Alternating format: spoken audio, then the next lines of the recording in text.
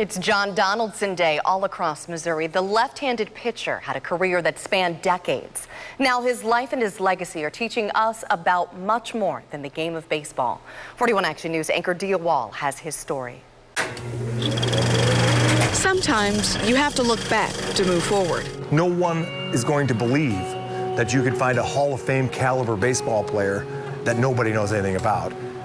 This is the case we did that. John Wesley Donaldson is that player, born in 1891 in Glasgow, Missouri, a picturesque town with some ugly history. I mean, the year he was born, a black man was lynched in the streets of Glasgow, just a few months before his birth. Most of the black people were on one side of town, the white people were on another side of town, black and white cemeteries, the whole 9 yards. During his life, Donaldson measured his success on the baseball field. He started playing in Glasgow for a team called the Hanukkah Blues about 1908.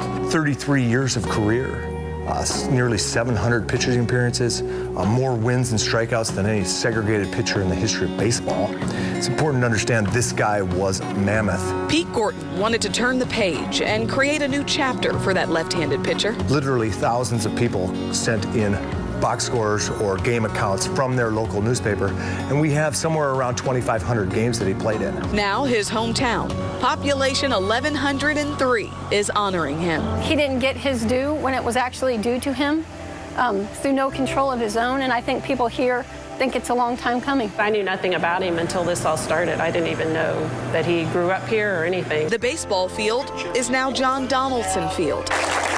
His statue uncovered, like the history that has become part of his legacy. He's one of the greatest unknown stories of African-American baseball players, or baseball players, period. Mama talked about him constantly, how he was this big ball player, but we never knew how big he was.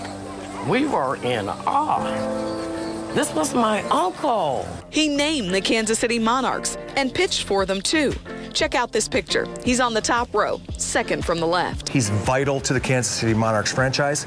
He's the first black scout in Major League Baseball history. It's time for us to start telling people who he is and celebrating the legacy that was taken away from him by segregation. This community is united, socially distant, but close as can be. It is beautiful, and I'm glad to see it, and we need this.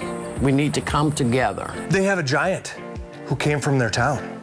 It's important and courageous of people here in Glasgow to celebrate him. That's a tremendous, tremendous step forward, especially in these times. Hopefully, with everything going on around the world, I hope people look at us and go, hey, they recognize that everyone is equal. As our nation grapples with the grip of our past, Glasgow is inviting us all to take a seat and share in the pride they have for their future. Dear, at a time when we're seeing monuments of hate being taken down all over this country, this predominantly white community is erecting a statue of a black man and naming a baseball field in his honor. Words can't describe it. I'm grateful, to be a part of this. While we all search for how to heal, instead of looking down on this small town, maybe we should look up and see how far they have come.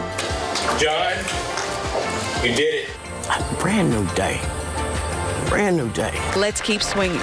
In Glasgow, Dia Wall, 41 Action News.